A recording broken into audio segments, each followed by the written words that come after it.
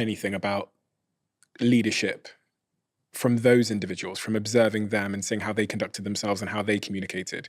In the UK, we see someone like Barack Obama is a really incredible leader for many reasons, but I think one of the real standout reasons is his ability to communicate in a certain way, which galvanizes people.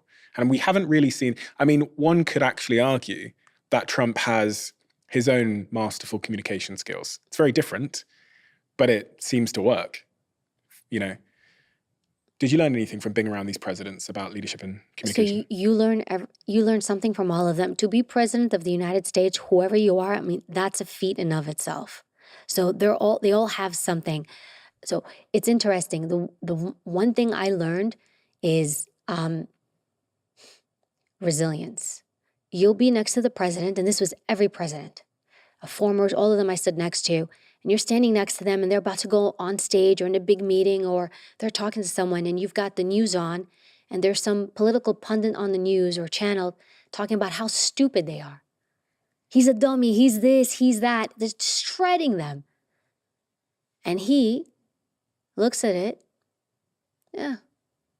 gets his stuff together, gets his speech together, gets on stage and delivers. When the majority of the public would sit there, oh my God, I'm disrespected, I'm this, how can they say that? Nothing. That was amazing to me. So not only did the U.S. Secret Service make me resilient, but to see somebody just take such heat or hear such horrible things said about them on a consistent basis on such public platforms, and you have the ability to wake up, walk outside the White House, your head up, get in your limo, go on stage, go do this press conference, and you're like, it's just going to happen. There's no school for that. And so because I was around these personalities, I'm like, yeah, well, if he can do it, I can do it. Who was the most impressive? I have to tell you, they all were. There was no one that wasn't. Like, they all had their gift. And even Trump, you brought up Trump before. I think what people like about him, he's just direct. He's very direct and he just lands it. He says what he says and he doesn't care. There's something, and I'm Switzerland, because in the U.S. Secret Service, we actually weren't even allowed to talk about if we voted for someone. We were very apolitical, and I've always stayed that way. But from an objective standpoint, people just like the fact that he just says it, and he doesn't care. And sometimes I think people envy that. Did you see how they made their decisions? Did you ever observe them making tough decisions? Yes, all the time. You would be behind closed-door meetings. You would hear their ability. Give me an example of this.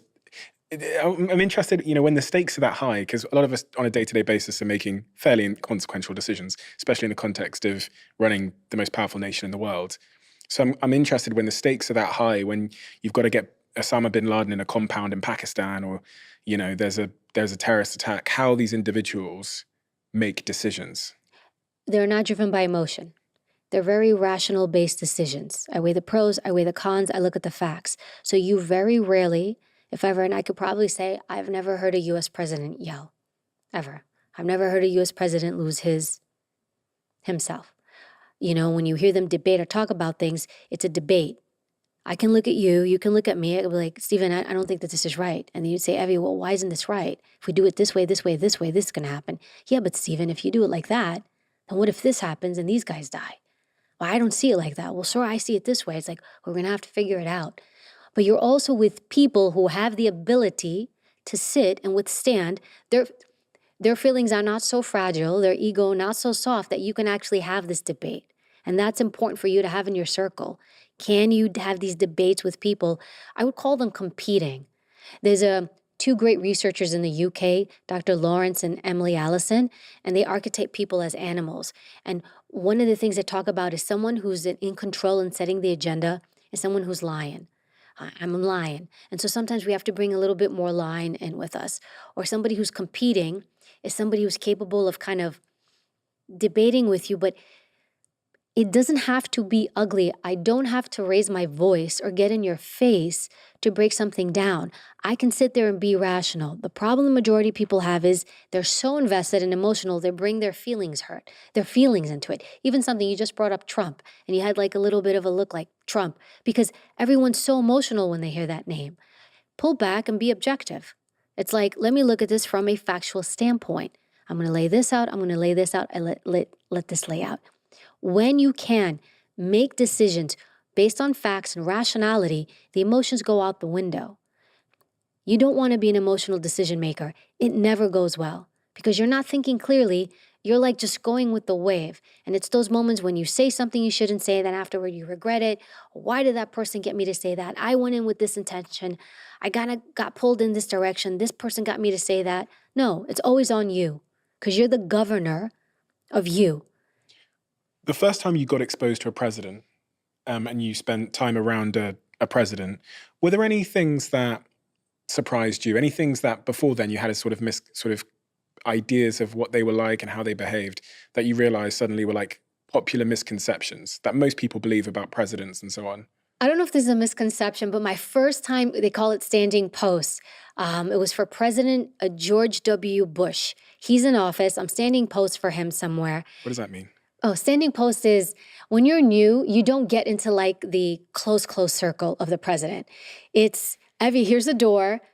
And the president's going to walk through this door in like 8 hours from now. We're going to sweep it, check for bombs and everything. And your job is to stand, watch this door for 8 hours. Nobody comes through, right? That's it.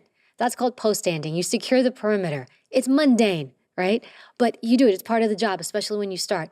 So I have one of my first post standing things. I'm standing by the door and the head agent, senior agent's coming around checking on us. Hey, you okay? You okay? You need anything? It's briefing us. And the one agent comes and he's like, you're new, right? I'm like, yeah, well, I'm sort of new. I mean, I had started under Clinton, but Bush was my real, I don't know but my real hardcore assignment. And he's like, where's your phone? I said, it's here, sir. He's like, is that thing off or on silent? I said, yeah. He's like, don't let Bush hear your phone go off. And I'm like, what do you mean? He's like, if he hears your phone go off, you're going home. He's like, he doesn't want to hear phones. We want like a respectable environment, a quiet environment. That thing goes off, you're gone. He sends people home. And I was like, what? Why would he get so upset with the phone? I didn't quite understand it. Now I understand it. Because if everybody's doing this and distracted, nobody's focused, there's things going on. It's the energy, the vibration. He was trying to be a leader and set boundaries for the environment he wanted. Everybody present, everybody's focused, nobody's on their phones, no shenanigans. That really stuck with me. And you better make sure I took that thing out, put it all the way down. I was like, the president of the United States is not sending me home. And they're like, he does it. So though that's something like I always remembered, and it's a boundary, and it's just something he imposed throughout the environment. I remember thinking, wow, the president of the United States actually sits and, I don't want to say controls something so minute, but something so small can impact or create this ripple effect of the environment that he is trying to cultivate.